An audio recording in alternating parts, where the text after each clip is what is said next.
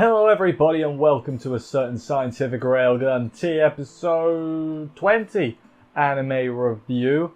This week's episode we got the conclusion to the Saturn and Frenda friendship and also the conclusion of Rakko being Rakko.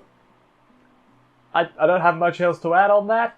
It was a good episode, you know. It's nice to see Frenda being good. I hope nothing happens to her that would endanger her newfound friendship with Saturn. That would be terrible. You know, I hope she's absolutely fine. And nothing bad happens to her. That's definitely what happened. And if you don't know what I'm talking about, watch Index Seasons. Everyone here's seen it already. I'm probably not gonna, you know, withhold that information when the time comes. But anyway, let's get into the episode, see how it all went down and everything. Let's do this.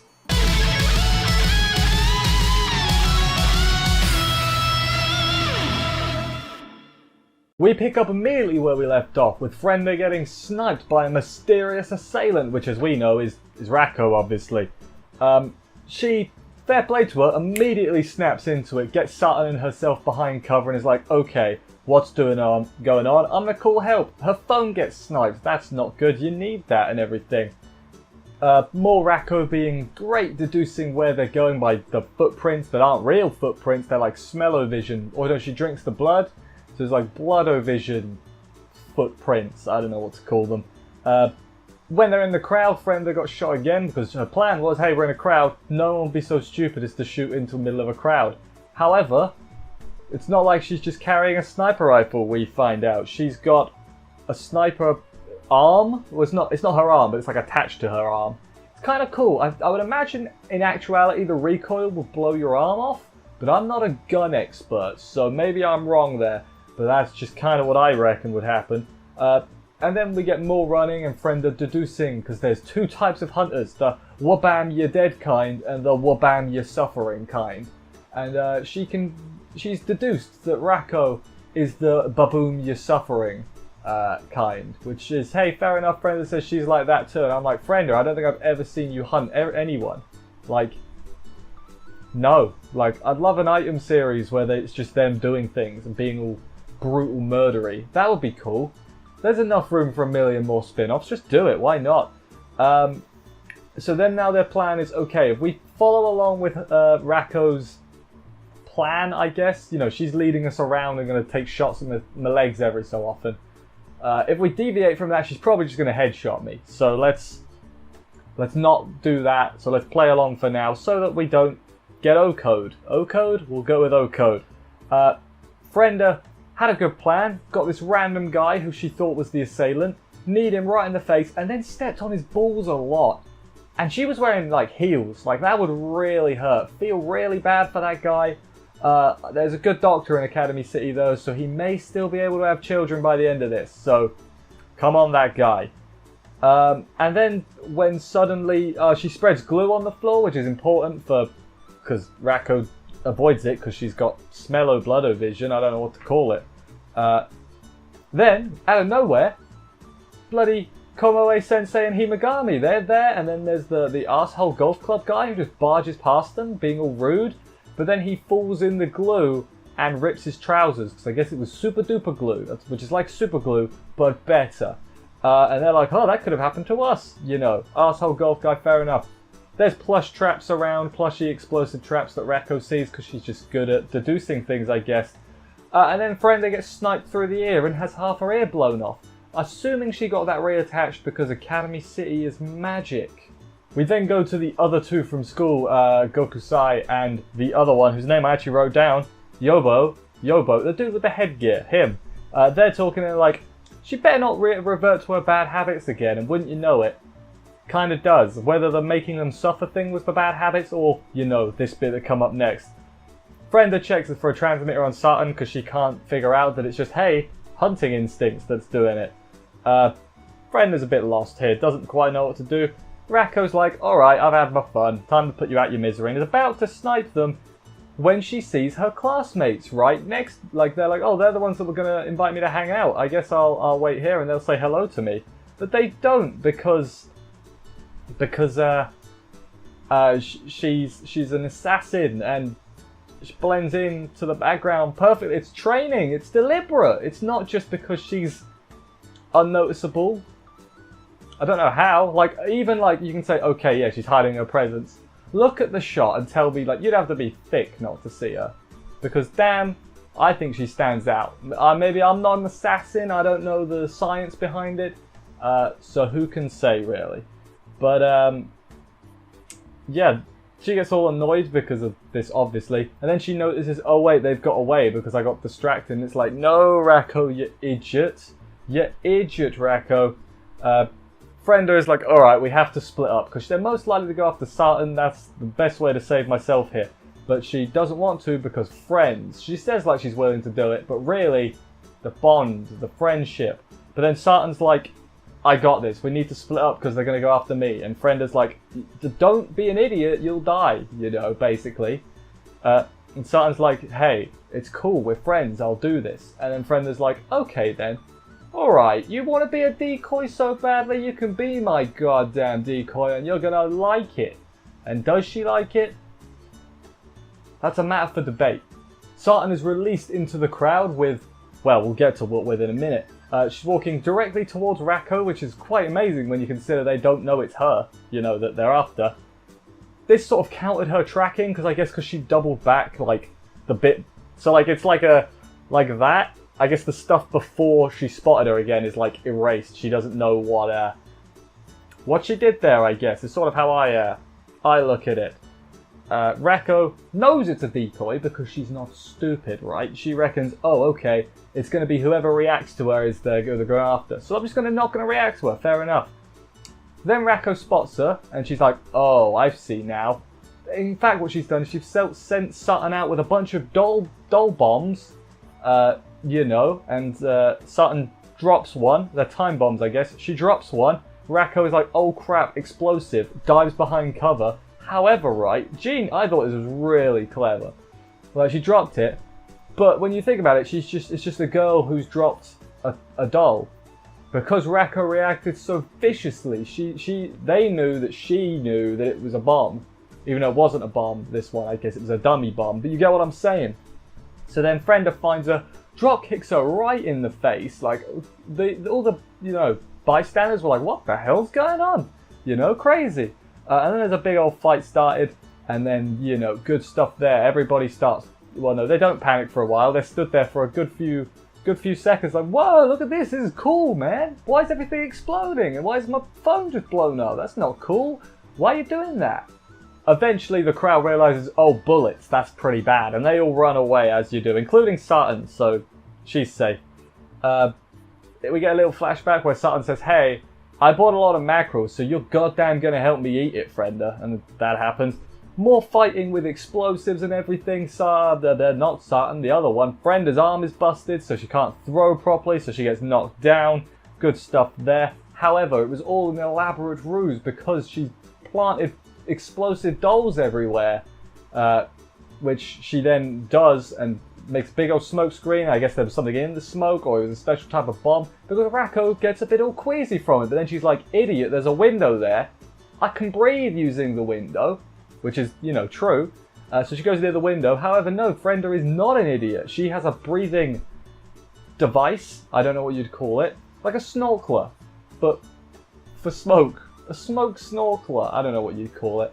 Yeah, she plants a bomb, I think it was a bomb, in her gob and kicks her out the window. So Rakko, not only is she falling, then Frenda decides to drop a load of them, the doll explosives on her, and blows them up. And I was like, okay, she would have died from the fall, but she got blown to bits and then hit the floor. She's probably dead, right?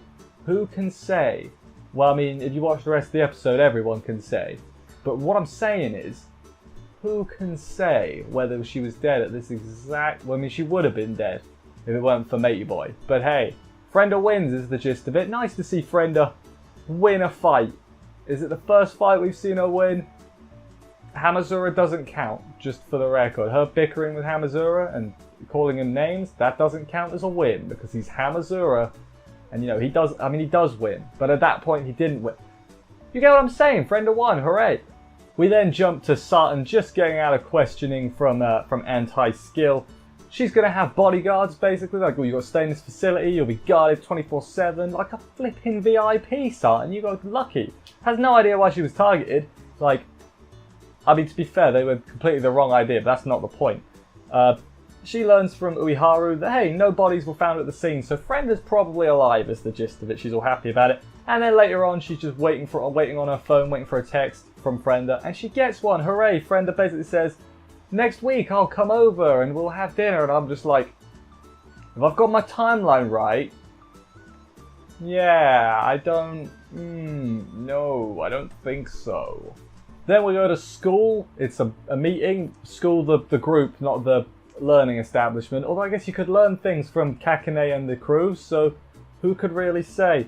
Rakko is all pissed at this meeting because revenge and that. I think she's also missing half of her face, if not more. So, yeah. Turns out that Yobo saved her, I think, or Yobo, however you say his name, not important. He saved her, I presume. But yeah, eventually Kakane basically gets pissed at her. It's like, oi, your revenge is annoying. Can you stop this now? I'm more important here. We get these goddamn tweezers. And then you can get your petty revenge, child.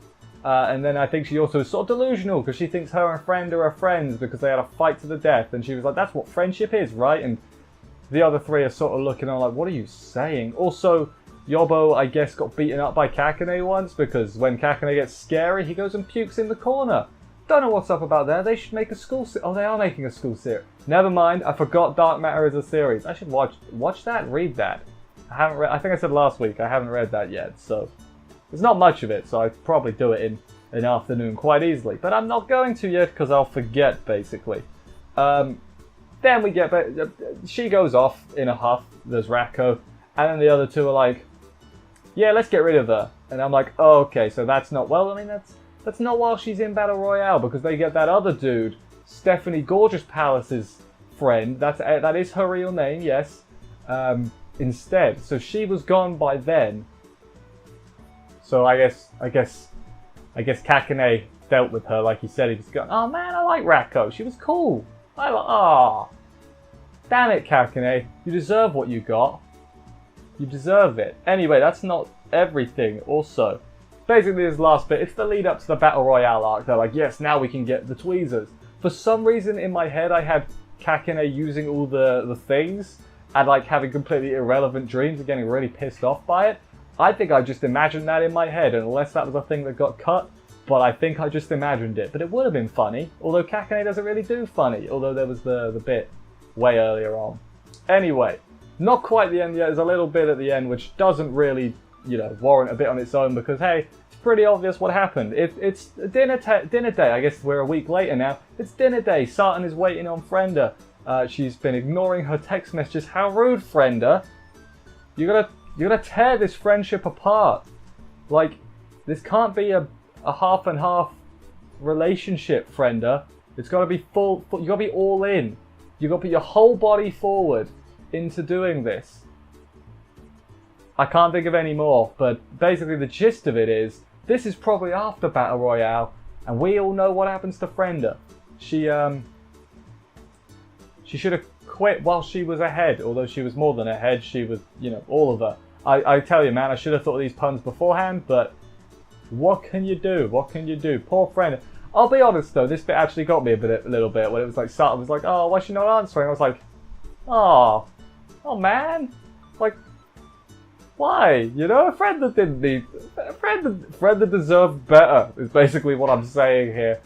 Like, bring Frenda back as a cyborg ghost robot ninja. That's all you gotta do. It's not hard, You've done crazier things.